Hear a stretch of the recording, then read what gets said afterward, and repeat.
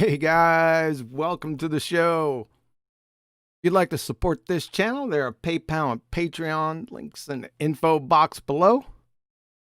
And we have a full panel for you today. How's it going out there, Betty, the beautiful one? Yeah, I'm here. Good. And for the rest of the panel, Neil. Well, we all know now that Betty is not only beautiful, but tall and beautiful. Yeah, I'd like to continue the conversation that we were having just before and the one that I almost missed the show over. Can we continue that discussion? Go ahead. Where were we? Go on. I remember QE said, "Oh, no, a minute," and we left. I forgot where Well, we we were were. talking about me being tall and not that popular at school, right? And that made me hate guys. That's That's what you wanted to be having on record, didn't you? Yeah, I did. I didn't think it would go very far, and I'm surprised that you said that. Please be specific. Well, I think that I was the word specific enough, right?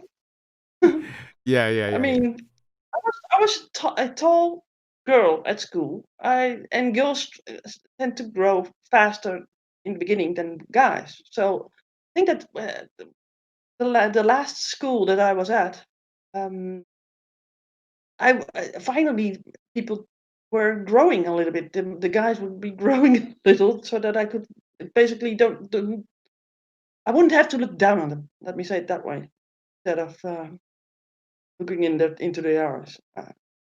So yeah. So I wasn't that popular, and I was tall. And when you're tall, the people tend to think that you're older than you are. And if you're sort of like tall and not very good at sports and stuff, so your body is not so coordinated, right? You tend up like they think that you're sort of like Clumsy? slow, clumsy. Yeah, yeah. And Aw. one time I had a conversation with a colleague at work. She was smaller than I was. I would have to look down on her, and so to speak. And we had a conversation about the cons and pros of being tall, right? The negative parts of being tall. And she said, "Yeah, but there's more about being small." I said, "Well, no. I said, you can always make your shorts or your pants shorter. I can't make them longer, right?" I said, "You get the best guys because the guys like smaller women, right? So they like the women that they can handle, basically." So at the end, I gave her an example about that they thought that I was older, and therefore then I must be retarded, right? Because I didn't understand certain stuff. And then she had her two kids at a sports where you have to something with a ball and stuff. And there was a tall girl also playing there, and that the people around the parents would say, Look at that tall girl. What's she doing? Well, how clumsy is she? And what's she doing there? She's old enough to throw that ball, and why is she doing a bad job and whatever?" And then suddenly she said, well, to someone that was standing next to her, and it was also going off on that girl. Said, "Yeah, but that is the daughter of that person, but she's younger than my kids, and my kids are over there. They are smaller, right?" And then it sort of flipped on these people that they go by appearances, right? Sure. And she came back, and luckily she told me this the next week at work. She said, "Yeah, you're totally correct. What you said last time, and I didn't agree on." Um, that well, I do agree now because we tend to think that tall people are older, but and more mature, right? But there are these kids that are tall but not that mature because their age is not the same as my smaller kids, for example. So she totally got it, and yeah, it sort of things clicked for me in that time that I shouldn't be worried about it in hindsight, right? But at the time, I felt really pretty bad at school. Well, it takes Always a sitting in the back of the classroom, right? Because you're tall. sure. Well, Um, it takes a lot of you're not that important. You don't get the candy because you're too tall. You don't need one anymore, right? Like that. Or, yeah, that sort of stuff. Is that it? So there you have it, guys. That's my pain. Guys are your pain. That's my pain in life. Hey, listen, that takes a lot of moral courage to No doubt. to spill your heart out here live on YouTube. I mean, that you're pretty Well, it took me brave. a year. That's pretty brave. Sure. So, okay, Neil, you want to share also your limitations? Go on. No, I was just when she was talking about that, I was telling Betty how I think I saved my kids from those very rough years in school because they're all homeschooled. But those are hard and awkward times. For me, it was the opposite. I was always the shortest kid in class. You know, so not the shortest, but one of the shortest. Yeah, maybe So, as a guy, that's not yeah. that good. Then you got to come up with personality, and you got to be a clown and a wisecracker, which I was, so I got by. And yeah, but those school years are not easy. This is quite revealing. I think you two guys have some, deeper rooted issues. Maybe that is the deepest root there. Have you ever thought of that? I was the opposite. I was Oh my God, there goes the yeah. NPD. Hold up. Hey. Yeah, I was just to be honest, it was the opposite for me in grade school. I was sort of, I don't want to say the king of my grade school, but I was top 2. So it was me against another kid. Look at that. Listen, I'm just telling you the truth. It's just the way it is. Now, a lot of stuff happened. Now, Bullshit. Hold on, let me finish. But the one thing that saved me, hold on, the one thing that saved me where Betty wasn't good, I was really good in sports. So that helped me. Yep, exactly. That's what got me by also. So, yeah, we don't need to go, but it's not like I was pristine or anything. I mean, things started to go down the tubes a little bit in junior high, and then beginning in high school started to circle the drain a bit. So, I mean, we all have our, how would you say, snafus or foo bars, it's not perfect. Rebellious she is when hormones and rebellion collide. Yeah, it was more than rebellion, but we don't want to, I don't think we want to go down there today. People might be interested, but yeah, I'm sure that they've had these same, emotions, same experience, or similar, maybe not the same experiences, but similar, right? Because we all know when you're alone with your thoughts, you're batshit insane. So you're not fooling anyone. Just to let you know out there. It's all out there too. Let's take a look at that. Are we even live? Hey!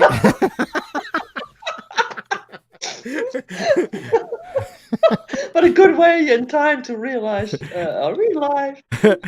Just want to let you know, I just wanted to check the health of the stream. And in actuality, we are live. So that's at least that's one good thing. Well, it might not be good after the conversation, but we're good. We got a bully in the chat now, right? Nathan, he's bullying me. Is he bullying you again? Yeah, again. Are you taller than him?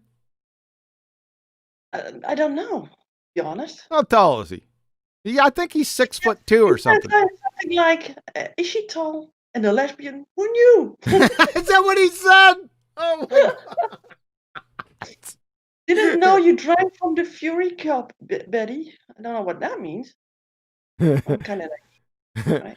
Yeah, he's gonna heckle you now because you spilled you put your heart out there on the table, and now everyone they're gonna start taking pot shots. And the reason why they do that, I'm gonna tell you the reason why they do that is because their life is much lower than what you just said, but they need to put themselves above that. And the only way they could do that is to attack your shortcomings to make them feel better. That's the key. Huh? That's correct. Short. Yeah. Yep. So go on, keep on dogging her out. You're just exposing yourself. Anybody messes with Betty, they're messing with me. Uh-oh. Well, you have to take on Nathan Oakley then. That happens daily. That's true. Yeah. He also said Kiwi is actually getting a facial right now. Yeah. Yeah. All right. Listen, that was very interesting. I'm sure people love that. But we want to get on topic. We want to finish the show at some point today, right? So what I'm going to do is we're going to review last week's GlobeTARDS greatest hits. Like I said, I have enough for about 10 shows. And then we'll get into some new ones right after that. But how I'm going to do this, I'm going to review them, but I'm going to run them back to back, right? And at the end of the last one that we went through last week, that would be Gimp Panda. I'll stop. We'll talk a little bit about them. And then I'm going to do the same thing with this week's. And I'm just going to let them run back to back. I'll announce them, who they are. You'll obviously know, who they are, but I'll announce them anyway. I'll run them back to back. Then we'll come back and we'll go through each one. We'll see how long that takes. If it takes too long, then we'll cut it short. Doesn't matter. This will be a show in perpetuity because, like I said, I have volumes of material. So anything before we get started? There was something but I forgot. Jeez. No, I think you're good. Oh yeah, did you take care of that thing with the Discord and the Skype and whatever with the YouTube? With the Discord? Of the delay and stuff? No, I didn't take care of anything. What's going to have to happen is the people on the panel are going to have to go on mute and then listen to the watch page. And then at the end of the last video, I'll say, this is the last one, right? And then I'll wait for the 10 seconds for lag. You'll hear it. And then I'll pop you guys off mute. How about that? Yeah, so you're going to tell us when the end of the clip is by sort of giving us the heads up, right? Yeah, I will. I'll say it, and I'll say I'll wait 10 seconds for lag. I'll say something to that effect. All right. Well, what's the watch page? Because I missed that last time. It's the watch page. It's the live show YouTube. On YouTube. Oh, okay. So I got to go to YouTube. Yeah, you have to use your split screen, Neil, on your phone, right? Okay. All right, I'll figure it out. All right. I'll see you at the end of the review, and like I said, I'll let you know. Okay? Yep. Okay. All right. Here we go. All right, guys. Like I said, we're going to go ahead and review. The first one is Bob the Pseudoscience Fallacy Guy and Brenda. Let me get this squared away. Here we go. Like I said, we're going to run through these in succession. I'll title them and then run them. Here we go. Beavis and Butthead, December 2019. What errors did you make? No, I thought you were flipping brilliant. Oh, I thought okay. you did a fantastic job. Well, Your analogy of a fist out of nothing, just that was just poetry. I mean, I'd like to use it someday. I want to quote you on that. That's fantastic. Yeah, that's fine. Bob, you think that her appeal to a fist appearing out of nothing is poetry and fantastic? Oscar Wilde, eat your heart out, eh? Bob, are you snorting LSD-laced shrooms and chasing them with Grandpa's cough medicine again? But And this I is just my want to make field, by the way. yeah. I think that everything I said is pretty much high school, if not undergraduate level understanding of the current level of science. So a fist appearing out of nothing is high school and or undergraduate understanding of the current level of science? I think you're overshooting a skosh. This is without a doubt a 5-alarm, full tackle, paddy wagon, horse tranquilizer, straitjacket, rubber room, emergency lobotomy for the both of you. And you're discussing quantum physics with somebody who doesn't understand the force has to act on a pencil before it hits the ground. How did it know to be food? What? Wait, what? What did you, wait, huh? What? How does the pencil know to be food? Or were you referring to the force or the ground in this scenario? Because that would make all the difference in the world. I got this one. Let's try this. How many licks does it take to get to the center of a Tootsie Roll Pop? True or false? You two bozos better hope a mental health professional isn't listening in on this. I know that for a fact. How did it know to be food? What on earth? How did it know to be food for you too, Bob? You just went right along with the shroom-induced coma non sequitur, eh? So, we'll put it to you. Which one knew to be food, Bob? The pencil, force, or the ground? These clowns are insane, man. Well, the easiest way to do that is the second law of thermodynamics. In order for something to go from small things to big things and organize, you have to put energy. Food's energy. Well, That's all it is.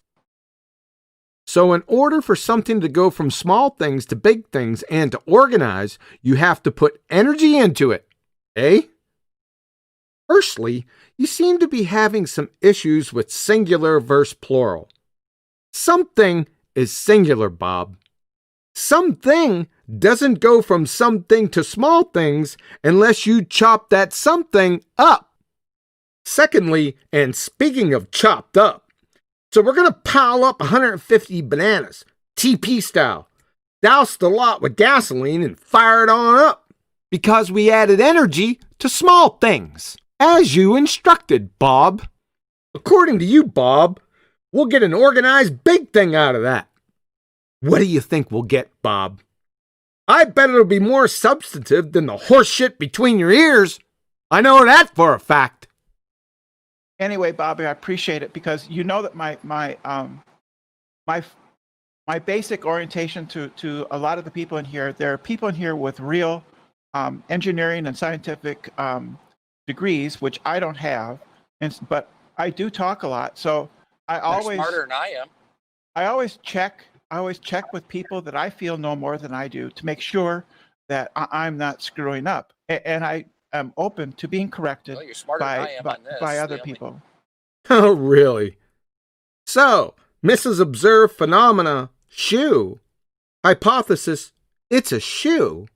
And measuring the time in a cubic meter depends on how quick on the draw you are with a tape measure is smarter than you, Bob. You see, what we have here, including these two knuckle-draggers, are hordes of delusional, clinical-level, Dunning-Kruger, mindless Wiki-Discover channel parroting pretender clown Muppets that best-case scenario should be picking up cans along the side of the road, supervised. But they're out here posturing and pontificating on topics that would make actual fifth-grade general science graduates blush. Listen, fellas, you two bozos, I'd suggest getting on your knees right now and start praying ceaselessly, giving thanks to the rocks, pond scum, whatever, for the autonomic nervous system. Because if you had to think to breathe, you'd be in big trouble! My word. Next is PhD M. Scott Veach. PhD Booker-eating schmuck M. Scott Veach and his mentor, Mr. Birds-humping natural experiment numpty dipshit Gimp Panda, 23 August 2020. Jeremy, do you really think, I'm asking you a question. I'm asking you a real question, like person to person, human to human. Do you really think it's possible that 100 years ago, Maxwell's equations of thermodynamics, which are used all the time, do you really think that they contradict the gravity model and the atmospheric model? Do you really think these things are in contradiction and nobody in mainstream science noticed, that they're all just whistling by, as they walk past the graveyard? Is that really something that seems likely to you? I'm genuinely asking. It may not be highly likely, but it's possible. Bugger eater. What in the world does Maxwell's relations in thermodynamics have to do with your fairy tale gravity model? Por favor. And we'd really like to see this atmospheric model. Atmosphere, which is a contradiction in terms, atmo meaning air, sphere meaning shape. Gases have no inherent shape. This schmuck is just making shit up on the fly, per usual. My word. And do you think it's possible? For real? Yes. That's my favorite question on this. I just don't get how anyone can possibly. I don't see how you can see It's it. a fallacy that your whole. First of all, the fallacies don't apply for informal language. Okay, we're talking. You can't apply fallacies when we're just chatting. Fallacies are for formal logic. 3 gems from the Booger Eating Schmuck Veach. Number 1, fallacies don't apply for informal language? What the hell does that even mean? Number 2, fallacies are for formal logic? What about informal fallacies? And number 3, fallacies don't apply when we're just talking. Well, when do they apply? When you're not talking? Just making numpty dipshittery up and contradicting himself again. And also, I think Really, whenever I say this, people go, argument ad populum. But it's really not.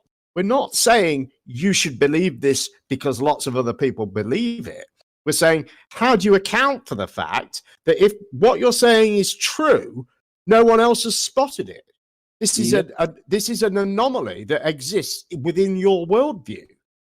Jeez. The only anomaly here, knuckle dragger, is you being able to speak without assistance from your personal fleet of slobber nurses. So, Gip Panda's favorite question is what? You got it. Logical fallacy. And it's not an argument ad populum. It's the exact opposite. It's a textbook argument from silence fallacy, you dumbass cracker. What we got here, folks, is a real-life Harry and Lloyd situation. Have fun. You can't make this stuff up, folks. Quick turnaround. One of our favorites, Brenda. Basically, psychology is pharmacology. That's Psychology is pharmacology now. Yes. Is it a dog bone? Dog bones are clocks.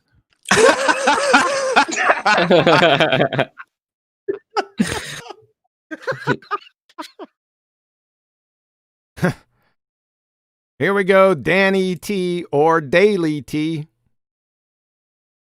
This is Danny T Truther, 1 November 2019, 24/7 2.0 Discord. I agree that projectiles are a pretty bad example of Coriolis because there wouldn't be. There is no a Coriolis significant effect. of example. But what about ones where they do it with like fluid?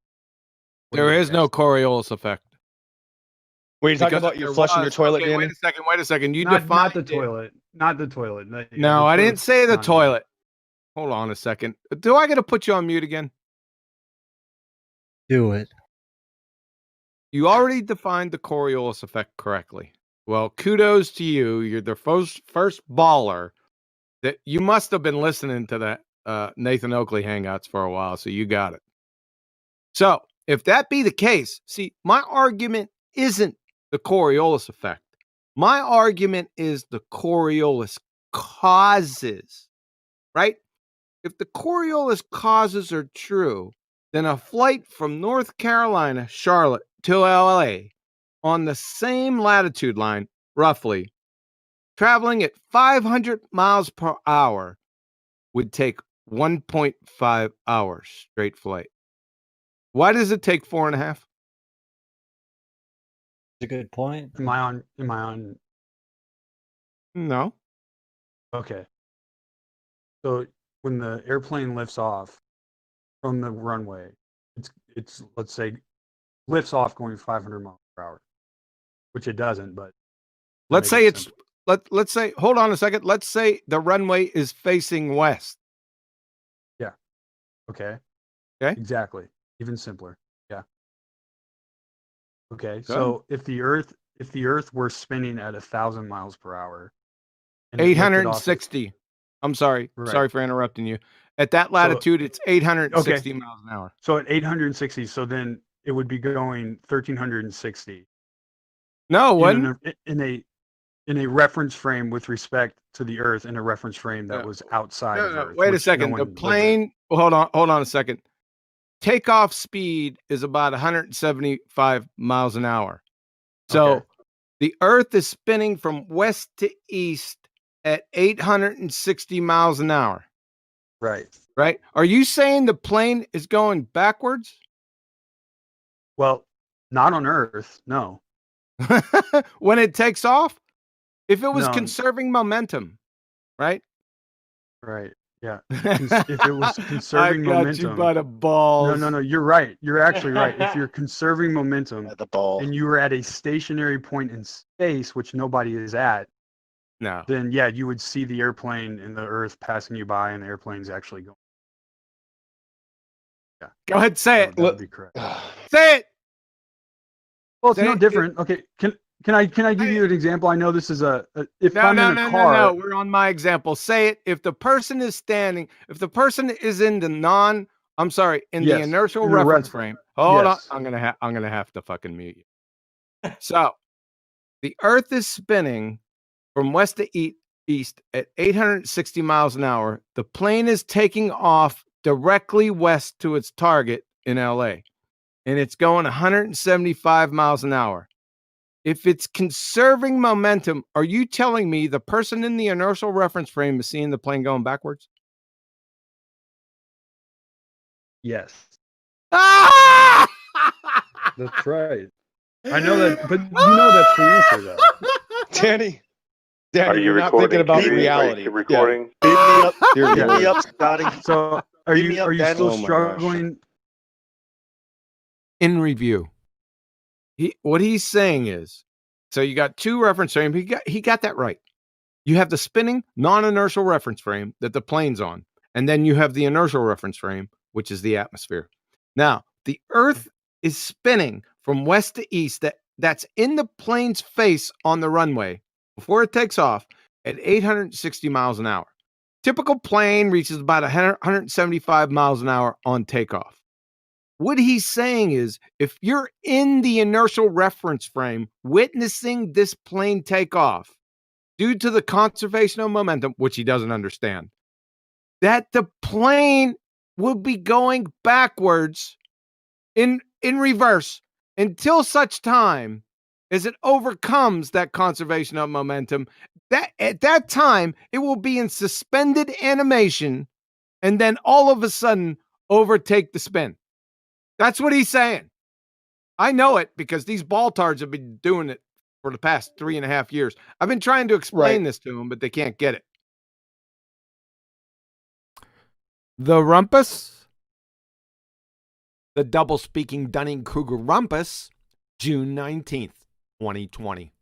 Einstein's field equations cannot solve for more than one mass. Yes, you can't solve them numerically with as an equation, but they... So you can't solve this little problem that Brian's presented you with Einstein's field equations then? You cannot do it then? That would make you a liar.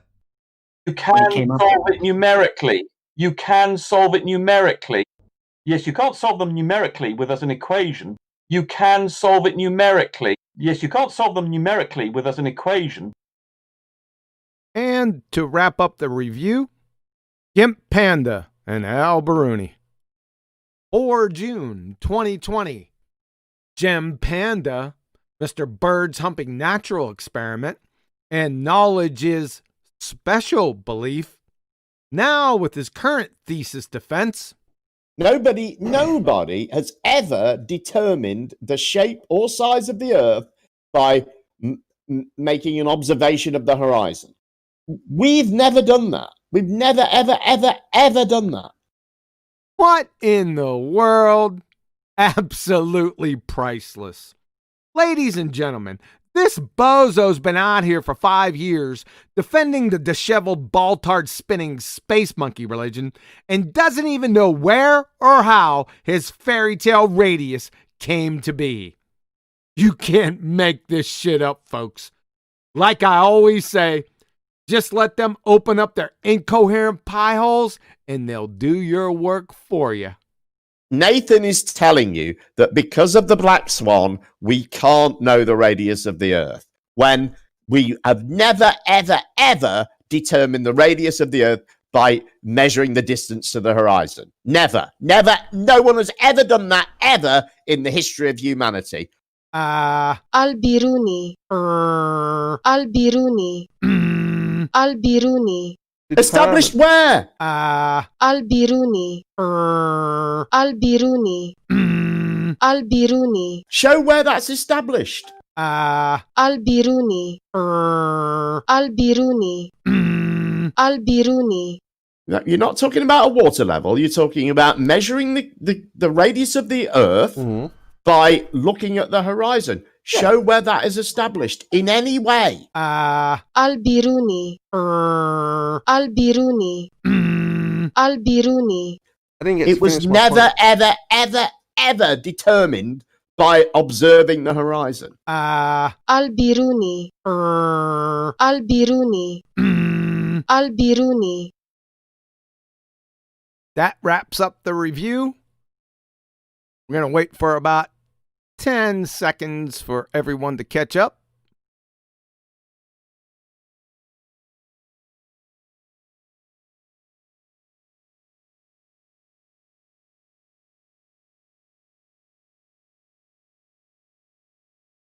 I'll sing a song while we're waiting. Turn out the lights. No, I'm just kidding. All right, let's see if these guys are back yet. All right, guys. What do you think? Oh, a nice compilation.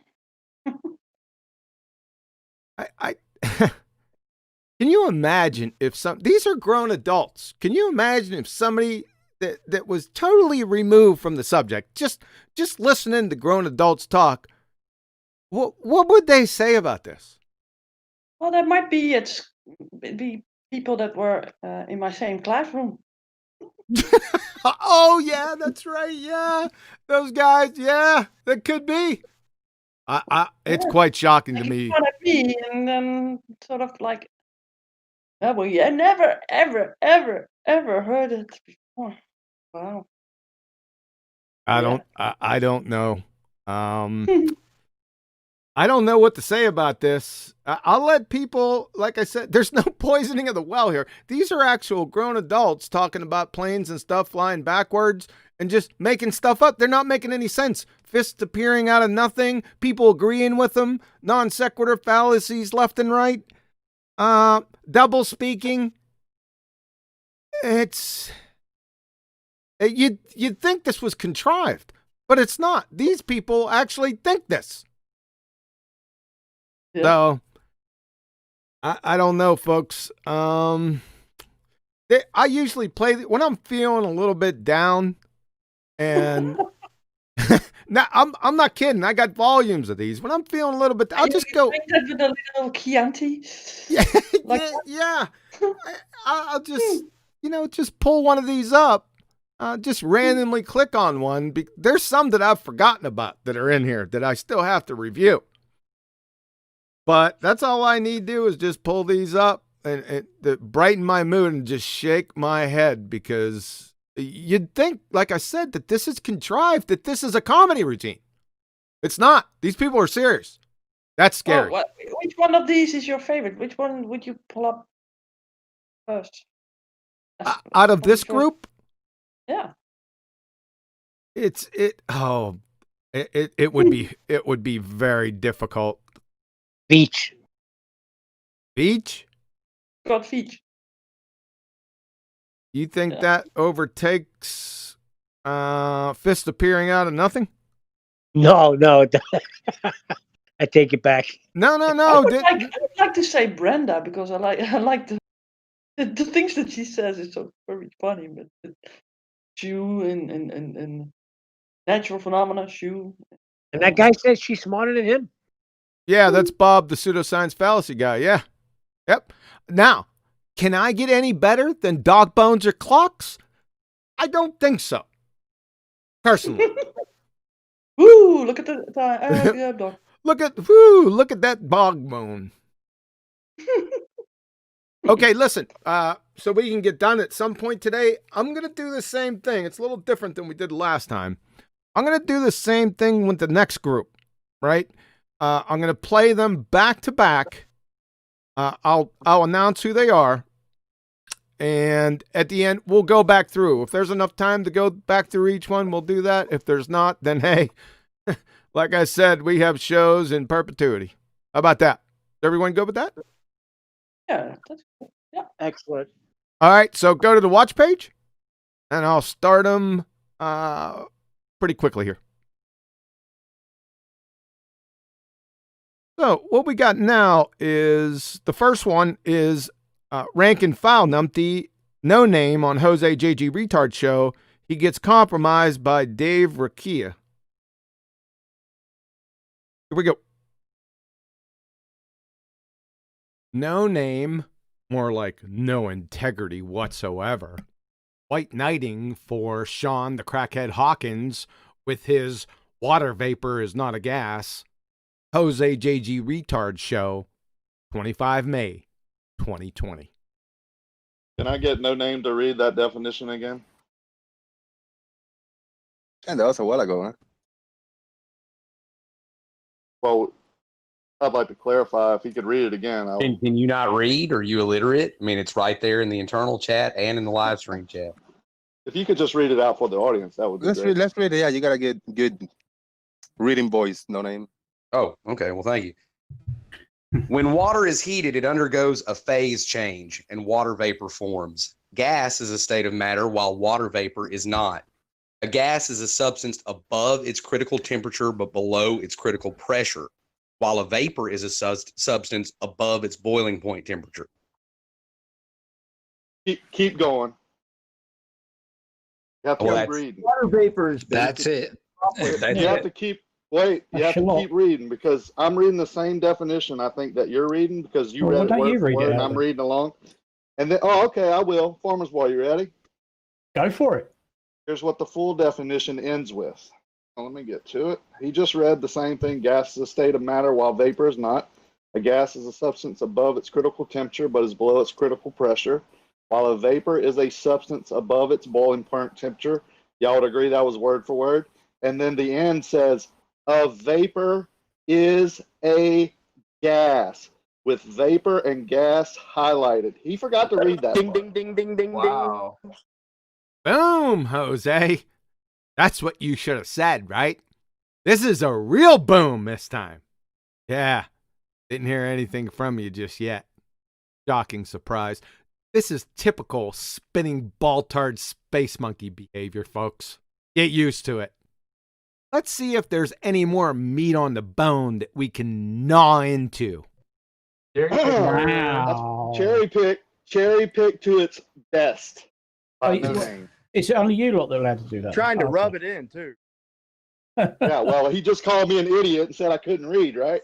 Yeah, I'm gonna rub it in. Wait, That's not cherry picking. That's no, not you, Rocky. It doesn't matter. Brian, hold on. No, I'm just pointing out. Yeah, it's not cherry picking to miss out part of something. Okay, but it's still a wrong thing to do. You think it's not cherry picking to leave out a vapor is a gas when that's the I need to say something.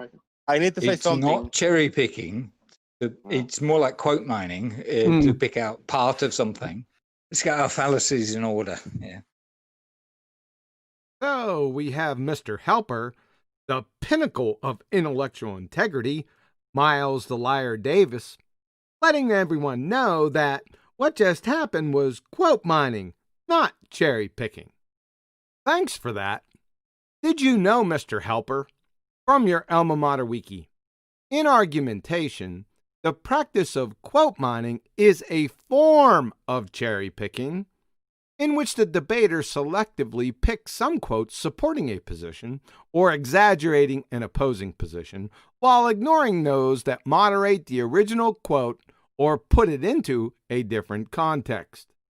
So calling it cherry picking is a-okay. You see, BALLBUSTERS don't know what logical fallacies are, and they most certainly don't know what cherry picking is. In conclusion, all you have to do is let these BALLBUSTERS spinning space monkeys open up their incoherent pie holes. That's all you need do, folks. They'll do your work for you. Thanks again. Next up on the docket is PhD geophysicist Tony Purcell with a cameo from Hillbilly Blue Balls, the redneck retard, aka the photosynthetic redneck. Piled higher and deeper, Tony Purcell, geophysicist, 22 July, 2020. Trees convert carbon dioxide, which is a gas, into oxygen, which is another gas. No. Wrong, Rama. Plants don't use CO2 to generate oxygen. All the oxygen generated or liberated comes from the splitting of water by photosystem 2 during light-dependent reactions. We knew this 80 friggin' years ago. It's called the Hill reaction. Dummkopf. Apparently you've been swapping spit in the shower with the photosynthetic redneck, aka Hillbilly Blue Balls, the redneck retard, that made the same stupid mistake. So Yeah. trees don't create gas. But no, they don't. Be careful. I got yelled at about that now. So just to be Oh, very really? Who by? Just to be very quantum eraser. Just to be very specific, QE. If you're listening, you little son of a bitch. Hi there, numpty. We're not saying that trees break carbon dioxide up into carbon and oxygen. That's exactly what that moron said. Let's take a listen. Trees convert carbon dioxide, which is a gas, into oxygen, which is another gas. Trees convert carbon dioxide, which is a gas, into oxygen, which is another gas. Ergo, he is another photosynthetic redneck numpty like you. For me, it boils down to a molecule at a gas molecule at Earth's surface has finite energy. What in the world did you get yourself into now, Dummkopf? Finite energy? What does it do? Reach the end of the line of finite energy and rip off its bra in rebellion of gas law and the second law of thermodynamics? Time to fall down, go boom, boom, go splash, splash. Hey? Numpty, the average kinetic energy of gas particles is proportional to the absolute temperature of the gas or gases. My word. Entropy is not a source of infinite energy that will give that will allow a gas molecule to travel an infinite distance in an arbitrary direction. Conservation of energy is the primary natural law that everything needs to obey, and even entropy is subject to it. What? Number one, numpty, nobody said entropy was an infinite source of energy because it's a moronic statement and an incoherent straw man. Number two, natural laws don't provide and are not sources of energy. And number three, the second law of thermodynamics isn't a conservation law. So to say a non-conservation law follows a conservation law is Dummkopf and batshit insane. Of course, entropy doesn't create or destroy energy. It doesn't have anything to do with the topic. This entire charade of yours is tantamount to claiming divorce law obeys the Bill of Rights. So this is what I lack. So I have I believe I stated over and over again is, you know, I'm a mathematician who has become a geophysicist. I'm not overburdened with a technical understanding of a great deal of a physical reality, as it might be termed. What's this?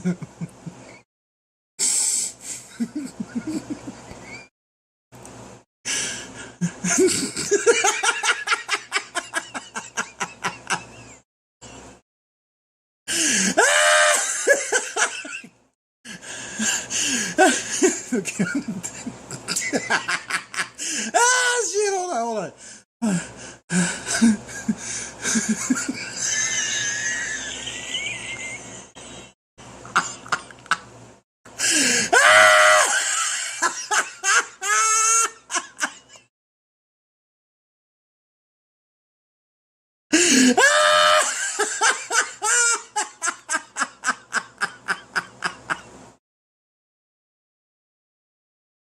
The rumpus. No one claims the geometric horizon is where the apparent horizon is. When Sorry, we've only got one horizon. We don't have two horizons. We don't have an apparent horizon and a geometric horizon. We just have a horizon. It's just not geometric. Correct. So we don't have a geometric horizon on a sphere, rumpus? And, by the way, the geometric horizon is apparent! Mute, mute, mute, mute, mute.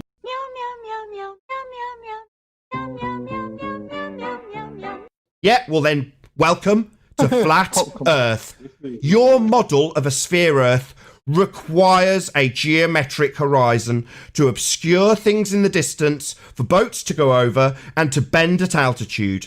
If you are now disclaiming that we do not have a geometric horizon, then we don't have Earth curve geometry.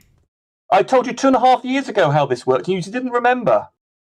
You've just made it plain we don't have a geometric horizon. So what geometric position, moron? You don't have one!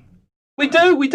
Oh, so now we do. Only 30 seconds ago, ladies and gentlemen, he made it plain we don't have a geometric horizon, and now we do.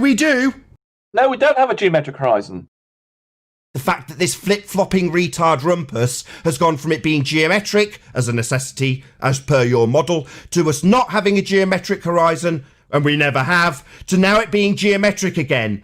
If you can't recognise his flip-flopping and orthodox, it's because you're as retarded as him. So we don't have a geometric horizon, then we do, and now we don't have a geometric horizon, right? When are you running for office of retardia? It's a function of geometry. No, it's not, because we don't have a geometric horizon. So the horizon is absolutely not a function of geometry. It's not geometric. We've debunked that with this image called the Black Swan, where we demonstrate that if it was physical and geometric, it would be in an impossible location based on the parameters of your own geometry. So we definitely don't have a geometric horizon. I didn't say we did. We do. Oh, so now we do. Only 30 seconds ago, ladies and gentlemen, he made it plain we don't have a geometric horizon, and now we do. Yeah, we don't. Welcome to Flat Earth. You realize how many times you've destroyed your own argument today? So what geometric position, moron? You don't have one. We do. Oh, so now we do. Correct, we don't have a geometric horizon. So what geometric position, moron? You don't have one. We do. Oh, so now we do. Correct, we don't have a geometric horizon. Let's go with the rumpus again. Shout out to George Mooser. So we have Mr. Air is not the atmosphere, and the second law doesn't apply to the Earth, 17 March 2020, forming his best impression of George Mooser. You understand they don't exist. He's trying to. The horizontal ray paradox he's talking about is in fact quite difficult conceptually to cope with. And obviously, you being stupid, obviously will have no chance. So he's trying to simplify it for people like you who don't understand how light rays work. The point is, ray tracing is used all the time in games and in simulations and it works. The fact that it uses the word ray is different from the situation that Andrew Young is talking about. We but I'm don't not live in a fucking you're game. too stupid to understand the difference. We don't live in a game. The only way to We don't live in a game. replicate realistic visuals. Sorry, I just want to just Rumpus. Do you understand that they're not real? Rays. Well, they can be treated as real. You don't understand, Nathan. You have no understanding of physics or science. You're not qualified to even ask me that question. And video games. Video. What do you think? Do you deny that there are? So when you talk about a ray of light, laser light, then Nathan, are you denying they exist? Do you? So Nathan, do you think laser beams are real or not? Yeah, let it just be officially on record. Simulated. Not to be outdone, Sly Sparkane.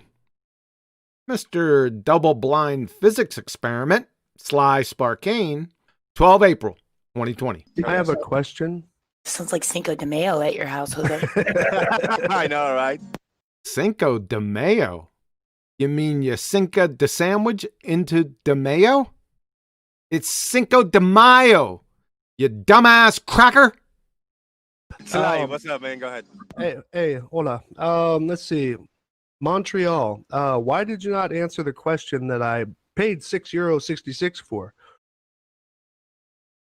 Excuse me, what was that? The question that Jose had read off to you a little earlier, that was actually from me out of the chat. Why is it when I drive over a hill and the air pressure decreases, why didn't I drive through a container barrier for that to happen? So, Sly's question he paid €6.66 for. Why is it when I drive over a hill and the air pressure decreases, why didn't I drive through a container barrier for that to happen? Well, Sly, because there aren't container barriers over hills on highways or roads. What's next? Why don't you see beluga whales in the Sahara? You give undeniable affirmation to. A fool and his money are soon parted. Yeah, let's break it down. Montreal, take your time and think about it, because remember, There's nothing nobody to claims, think about. you know. But think about it. Take your time. There's Go nothing ahead. to think about, Jose. So, Jose Retard, you want him to take his time, think about, and break down why it is when Sly drives over a hill and the air pressure decreases, why didn't Sly need to drive through a container barrier for that to happen? Hey? Apparently, you've taken advantage of the social distancing guidelines and given the slip to your fleet of slobber nurses. From the beginning of time, since a caveman walked out of his That's not my cave, question, man. he realized, let me finish. He realized that when you go up, there's less pressure. And when you come down, there's more pressure. Okay. What's the big deal there? Why should there be a barrier there, Sly? Well, because number one, you just said a second ago, you're contradicting yourself now. You just said a second ago that pressure always moves towards the negative, right? Firstly, Sly, we're talking about gas pressure, not shark bite pressure. Shark bite pressure doesn't move to negative shark bite pressure. Number two, there's no such thing as negative pressure. However, there are negative IQs. Just look in the mirror and to the left and to the right, up and down the BALLBUSTERS panel you're on. And number three, in nature, high gas pressure always moves to low gas pressure. It's the quintessential tenet of the entropy laws, i.e. the second law of thermodynamics. Duh. As in, a higher pressure will always escape towards a lower pressure, right?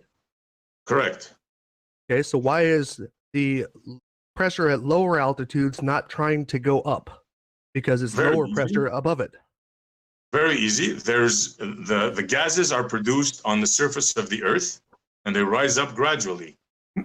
What's so hard to understand about that? Okay, how long does it take this process to take place? Because, even in the couple decades that you and I have both been alive, air pressure hasn't changed. What in the hell are you talking about, you bonehead? Air pressure is constantly changing. Here's what you do, Sly. You bribe one of your slobber nurses to let you watch the Weather Channel. And whenever they flash one of those maps up on the screen, you see the big H's with the circle around it? That's high pressure. Then you see the L's. They're pretty big too. They got the circles around them also. That's low pressure. And they constantly move, i.e. change. Next block of instruction, how to turn a doorknob in the evening. You're looking at the teeth of a woman smiling at you. You're not looking at the big picture. First, you have to answer, how do you have the gas pressure to begin with for it to establish that gradient? See, this is the mistake you're making. Right. I already know that. Really? So you already know that? Well, come on. Tell us. We only been waiting for 5 friggin' years. Spill the beans already. The cause for gas pressure or atmospheric pressure has nothing to do with gravity. I understand the argument. However, you are saying that positive air pressure is supposed to go towards a lower air pressure area. It's supposed to escape to that. Yet, at higher altitudes, air pressure is lower. So why is the higher pressure at sea level not trying to escape to it? Yeah. D. Stuttering fool. I suppose we're not going to get the answer to that today either.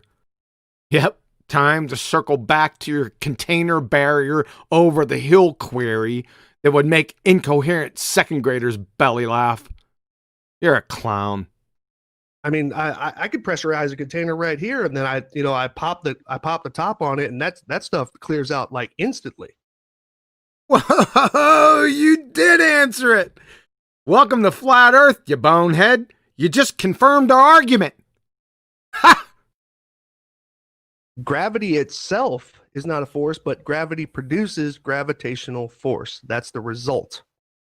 So a non-force produces a force with the same name? When does your Rhodes Scholarship end, Sly?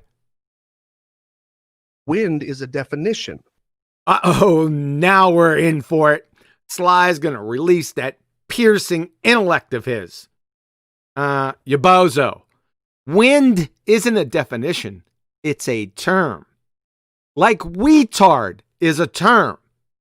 The definition is less advanced in mental, physical, or social development than is usual for one's age. Here's another term. Moron. Here's the definition. A stupid person. Hey, and you know what? I see a picture of you here. You're waving. Ha! Clown. Now what do you call it? What? Basically what I'm telling you is that the word wind, okay, is a definition. Wow. So, okay, I get it. The term is less advanced in mental, physical, or social development than is usual for one's age. And the definition is retard. Ha, I got it. Hey, you're in this one too. You're here smiling and waving. And so you got 2 definitions. My word. So what I'm saying is that gravity is the definition.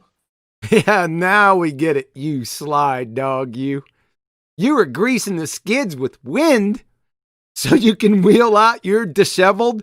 Gravity is the definition. You need to be institutionalized, dude. Immediately. Okay, gravity is a definition.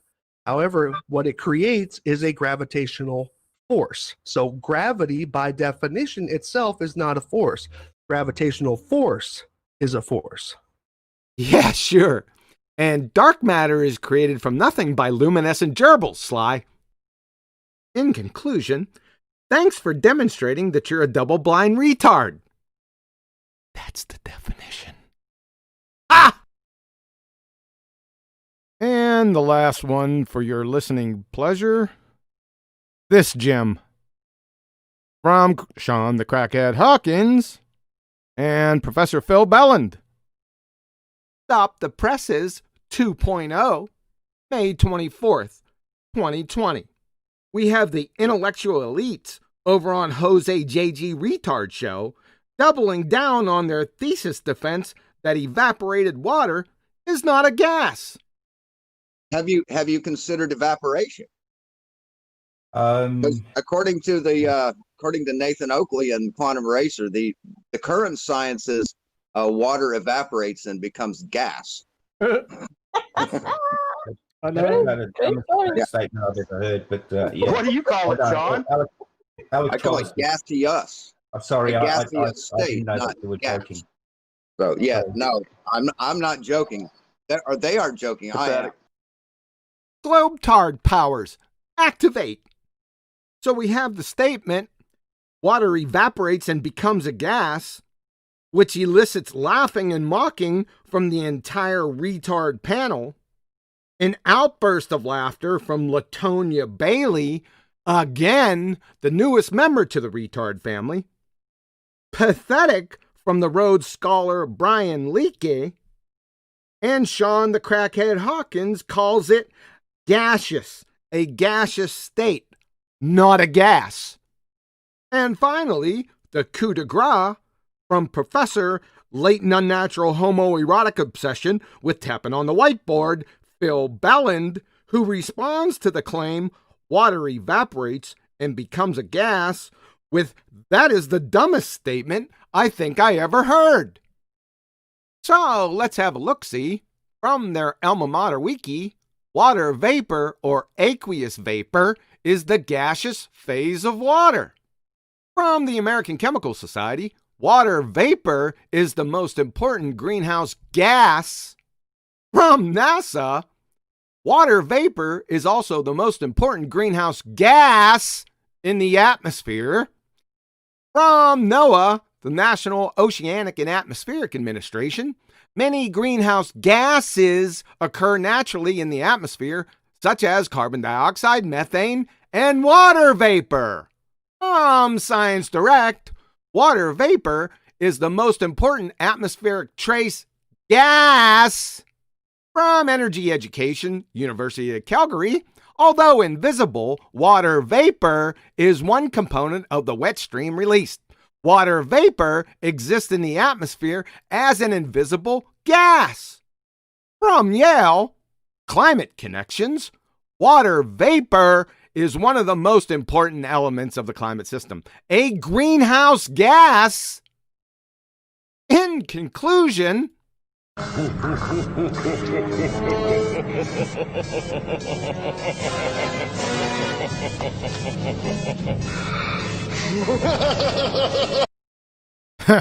we're going to have to nip that one in the bud for predator copyright infringement. So that rounds up the last one for today. Give a couple seconds here for the lag. Be right back with you.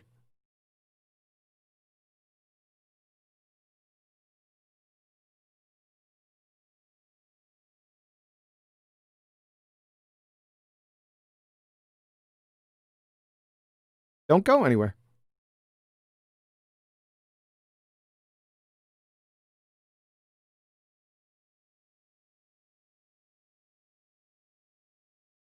Aha! There you go. So, dude, that was awesome, man. That was fucking awesome. Right on. Really could see how stupid they really are. It's amazing. Yeah, I don't really have to say anything more. And I don't think I'm going to have to go through each of those individually. Go ahead, Betty. I seen you flashing there. What's up? The thing is that I try to forget these things very swiftly after you played them because I'm losing brain cells. What did we? Let's just round it up with There was a guy that said, which one was that? He said something like, "There's one thing that I lack. I lacked intelligence." No. That was the PhD physicist, geophysicist, that said that he essentially is not overburdened with a technical understanding of physical reality. Don't live in physical reality. He's not overburdened with any knowledge. That's the thing. So it apparently that seems to stand out for you. So he's not hindered by any knowledge. Of physical reality being a physicist. Yeah, he's not overburdened with that. Interesting. There you What go. is he overburdened with? Yeah, there you go, folks. And that's from a PhD geophysicist. I mean, you can't get any worse than that. Now, we can understand the drivel from the rank and file numpties, but when you start getting PhDs, especially in physics, even though he's a geophysicist, I understand, but still, in physics, then that's saying so. Well, we got two here. We got Professor Phil Belland and Professor Tony Purcell. So that's, like I said, you can understand. I've given them the benefit of the doubt. No, it's really not understandable from any grown adult to say the things that are coming out of their pie holes. It's just not. If you're listening to this and you're saying, well, what they said makes sense, then you need to get checked out, and you need to get checked out pronto. 1-800 numbers. I'm just saying. So we got these people, these scientists that are not hindered by any knowledge, basically. And look at what we are now at this in this world, right? Well, we know what disease is now running the world, right? It's the same thing. These same people are doing the same thing, but now with a disease, right? Yes. It's called pseudoscience. It will get us. It will get us into slavery. Basically.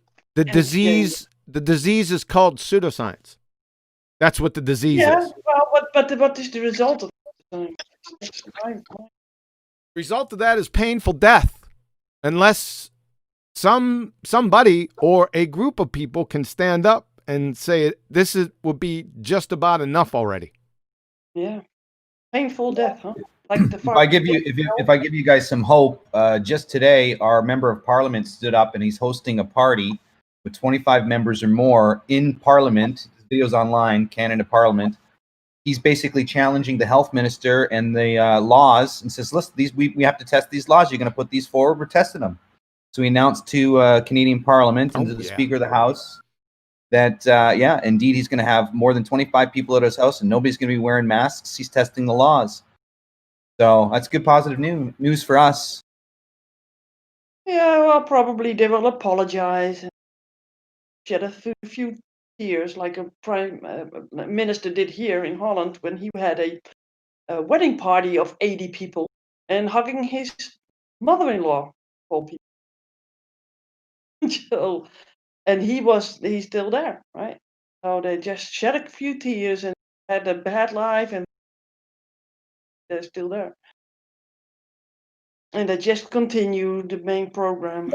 Well, I found out today that it might be possible to go to a small claims court and take our politicians to small claims court for like $100, and you can sue up to $35,000. So I'd imagine if 1,000 people went to the courthouse, Taking them all to court then. for small claims against them for lost wages, because the science doesn't back it up, right? It is associated to the flu, but the science doesn't back up the reason for the lockdown. So I'm just researching it now, and I guess in Canada, I don't know where else in the world you can do it, but in Canada, you can take them to small claims court for $100 and sue them for $35,000, and you can sue them for health damages, mental damages, loss of wages. So it looks like you just have to empower the people and get them to act up and use the law. That's really what this is about, is getting people to get interested in using their common law rights and executing them. But until we do so, then they can't test the law they're putting forth, right? In America, you can't sue the government. You can do a small claims court against the individual personally. Yes, you can, and you can sue them. That I don't know about. I got to look into that. Yes, I know you you can't sue the government. 100%. You can do it personally because it's coming from them, and they're saying it, and there's no science to back it up. So personally, you can sue them in small claims court. Now, will it go through? I don't know, but I guarantee you, if 10,000 people started going to small claims court, and we're going after one political leader for personal loss of damages and wages, I guarantee that leader wouldn't be doing what they're doing. That's for sure. All right, that'll Well, be Canada, all yeah. right. Hold on. That'll be Wait a enough minute. about politics and law. That's not why we're here. Just move on. I want to get one thing out. You have to be careful, very fast doing that, because in December in Canada they start to build internment camps, right? Well, the idea is that is such. It was announced in Parliament, but again, it's like I said, it's another distraction from focusing at the actual leaders, right? It's a diversion from the leaders. If you go after the political leaders, then you might have a chance. But if you're distracted with everything else, then no, it's just another avenue you have to go down, right? So. But we still didn't get the flat Earth thing out in the open. Got a lot of. What do you mean? The deep state doesn't want to let it entirely go? What do you mean?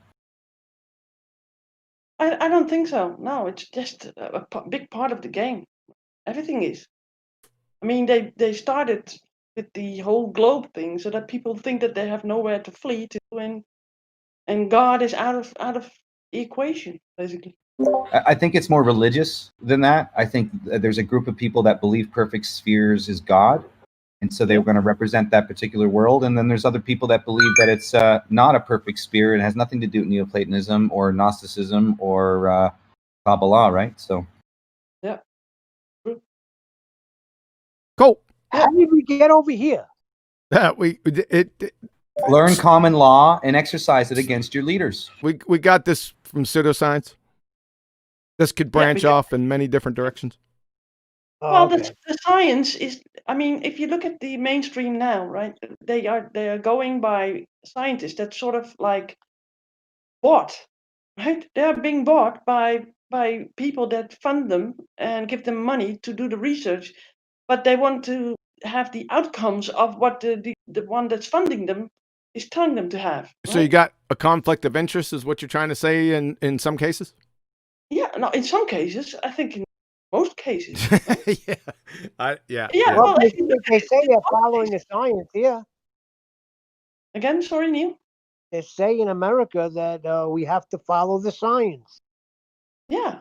Well, there was also a movie. I think there was a movie. I don't see no science being done though. Now there was a movie that had these different factions. Science, the peaceful faction, and they had the police faction. I think it was called Diversion or something, or Diversion. Yeah, something like that.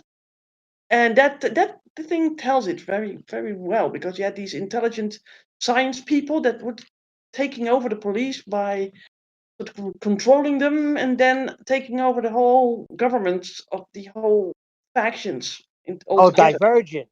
Diversion. That's the with Leonardo DiCaprio.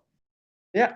Then you can see where it's all leading to, where we went wrong.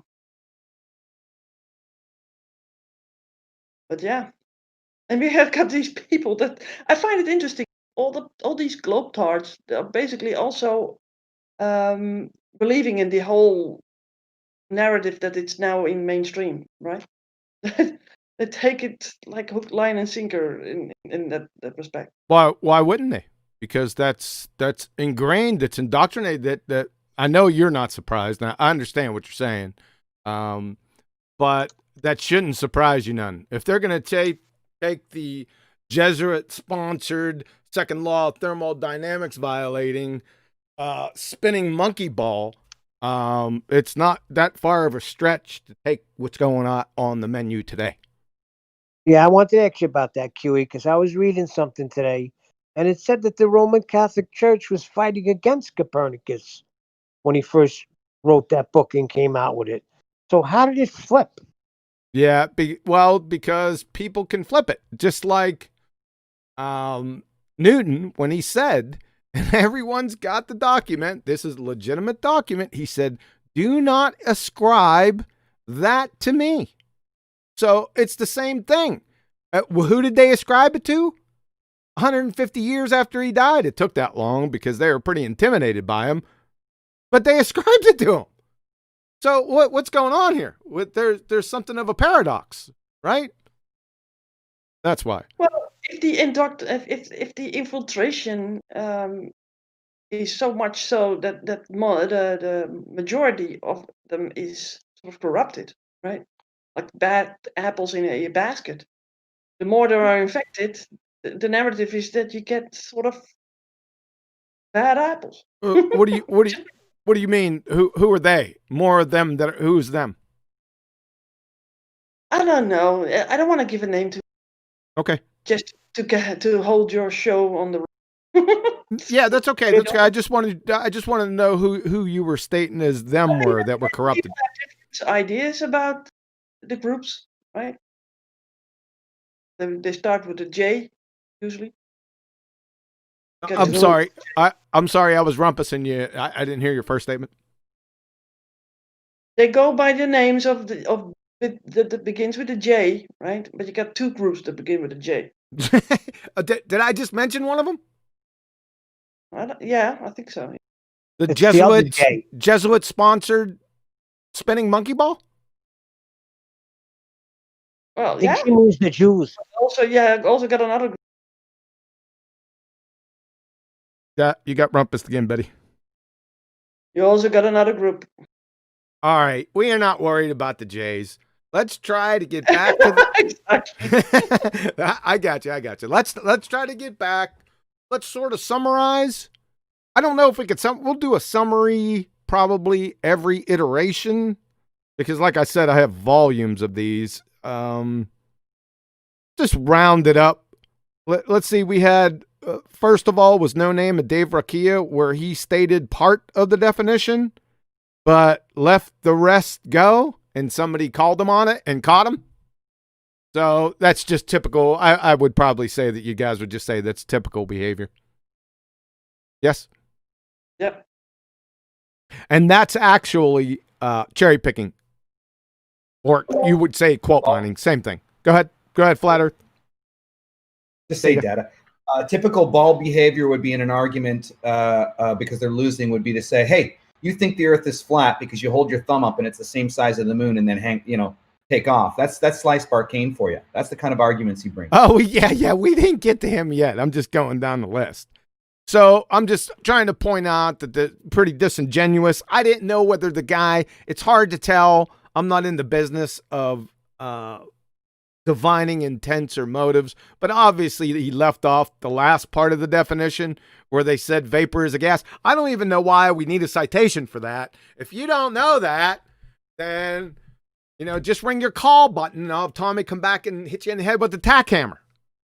So, second one, and I think that was many people's favorites, from PhD Tony Purcell, that he decided since he was a geophysicist, of course, he said he was a mathematician converted to a geophysicist, that he wasn't going to be overburdened with the technical aspects of physical reality. I think we already briefly went over this before, but if that's not shocking to you folks, again, ring your call button. Got it? Anything on Professor Tony? Good. Are you guys still out there? Let me see if we're still live. Yeah. Ooh, look at the dog bones. Look at the dog bone. Look at the clavicle. We are still live. Amazingly, they haven't cut me off. Good.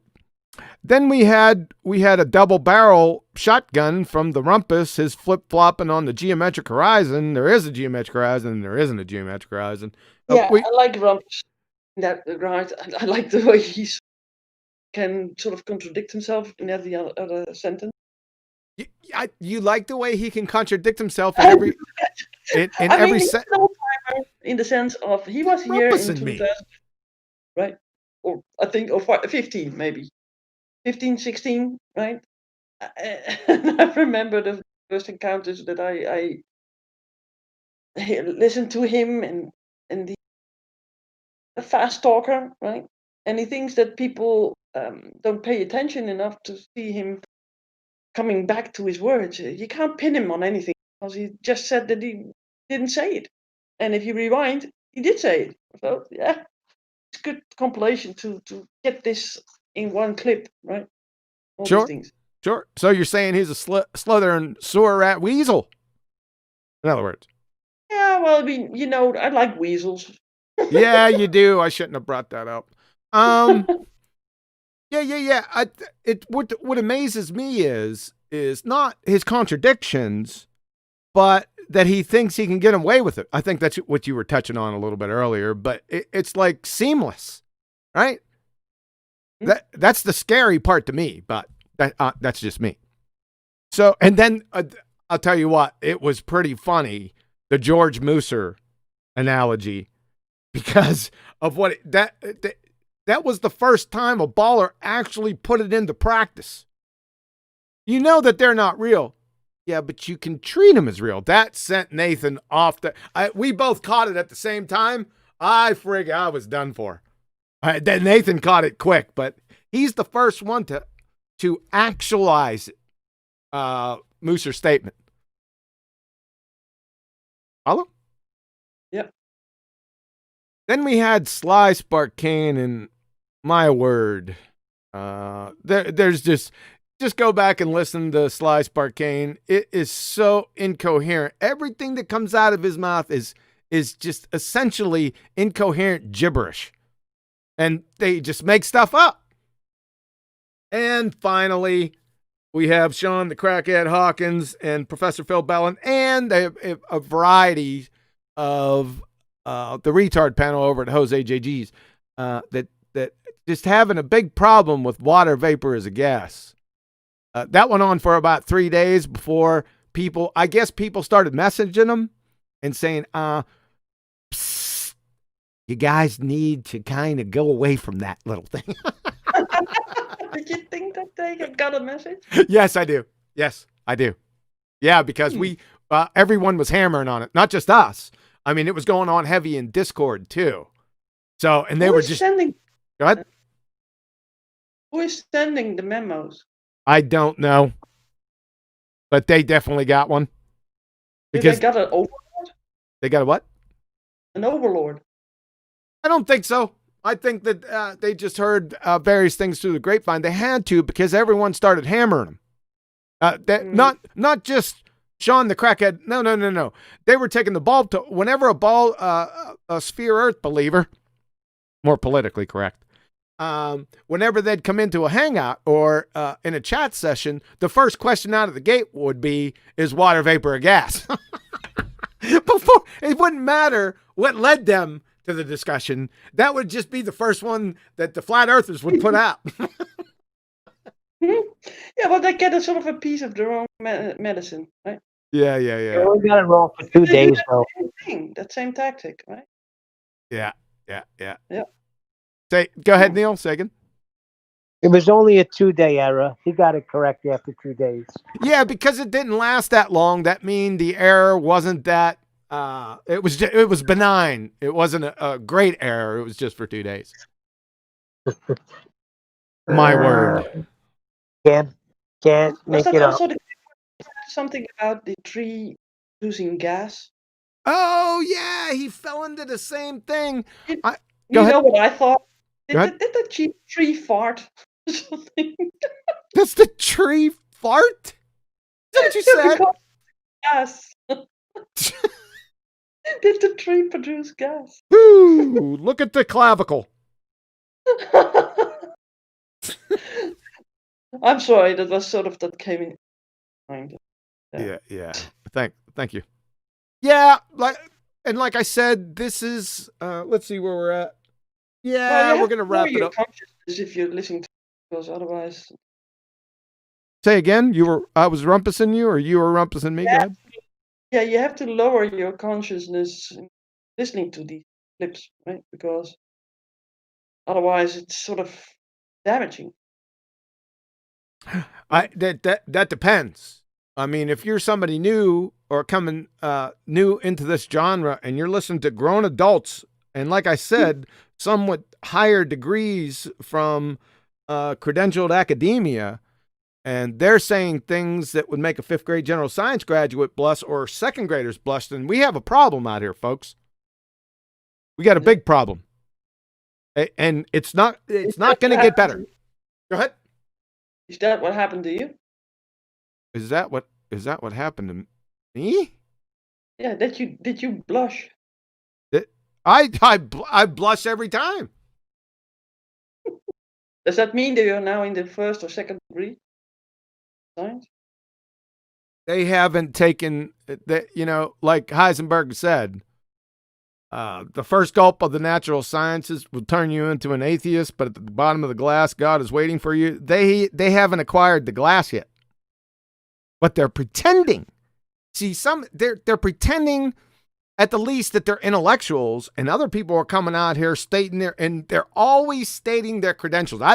Listen, please keep doing that, because that puts you glow hot chartreuse to me. If I hear credentials, you're going to be getting a message from me directly. Speaking of which, I would like to add Saturday's show, and this will be, I've been holding these 2 shows back, right? The first show here will be this Saturday at 1 p.m. U.S. Central, 7 p.m. UK, the same time slot as BALLBUSTERS. And this will be a QE special. I call them special editions. There will be 2 of them. The first one is Dr. Mary Schweitzer, Mrs. Dinosaur Bones, Mrs. Soft Tissue. This is a classic. Go ahead. No dog bones, but dinosaur bones. Yeah, no dog bones here. T-Rex bones, as a matter of fact. Are they a better time teller?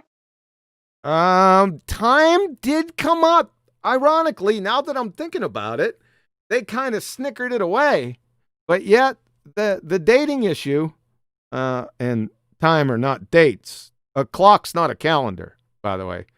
But that's the least of their issues with that. But yeah, that subject does come up in this. Yeah. So this is the first of the special editions. This is from academia, Dr. Mary Schweitzer. And then for the next Saturday, I think we're going to run the second special edition, and that will be Professor P.Z. Myers. So just to let everyone know, I'm telling you, these are, like I said, these are very interesting to listen to. By the way, back in the day when these were first compiled, because they happened real quick, right on the back of Steve McClown of the Clan McClown show. I think it was Non Sequitur. I can't remember. It was long ago, but maybe it was just his namesake show. That Dr. Mary Schweitzer and P.Z. Myers came on, and these videos, I did immediate rebuttals on pretty much everything they said. And each of these rebuttals went directly to them. They were personally delivered. Yep. And says, let's go. Yep. Go ahead. No response, probably. Return to sender. Address unknown. That's a smart move, by the way. All of a sudden, they know speakeasy English. You'll see why when you watch these 2 shows. I mean, why would you respond? And talking about shows, I got someone that wants me to shout out his show, and it's from Nathan Oakley. He has a show starting right now. He should have it starting right now. Thanks. Yeah, because we're gonna wrap things up. Final thoughts, Betty. Well, I want to point people to the next 2 shows because they're good. They were with the guy back in the day, Cataxis, right? Yeah. So he was always on top of things too, so it was a good 2 shows, and it's into the more intricate parts of the evolution, whatever that is, bit, and what people, pseudoscience basically. Right? Yes. Yeah, and peer pressure, I think also, right? Oh yeah. So yeah, and I think that people liked hearing all these clips back to back. So I think a great show, right? You think that was a better technique this time instead of going one by one? That's what I thought too. Well, the thing is, maybe you could sort of bundle them by 2, and then, because sometimes you want to respond to something, but then forget, right? Ah. I really do forget. Yeah, because I'm also in the chat and doing some other stuff, and I think, I need to say that, but then I lose track. You know what? That's a great idea. I didn't think. Yeah, thank you. Maybe next time we'll do the review, From the first two shows, I'll pick out what I think are the ones, the shining glory ones, and then maybe the next the new ones that we go out that I put out will go by twos. Like you said, that is a good idea. Yeah, yeah, and yeah, I hope that more people will come in and what they think about them. Right? I would love to know what people think about these shows. We're doing like this. I do too. Good. Yeah, I think you do a great job in compiling them and narrating them, giving sort of a lessons on what it should be, right? So I think that people can get much out of this. I think so too. Yeah, good point. So good job. Yeah. Thanks, guys. Thanks, Betty. Appreciate it. Thanks, guys, for the panel members on the show. Be careful out there, guys. I mean, there's a lot of bollocks and a lot of baloney you have to trudge through. A lot of pseudoscience. Just be careful where you're stepping. And like I said, don't forget about this Saturday with Dr. Mary Schweitzer. Don't miss that. It's a great one, folks. And the next week with Professor P.Z. Myers. So these are academics. High up there. So remember, take no prisoners. No quarter will be asked. None shall be given. And remember, I'll be back.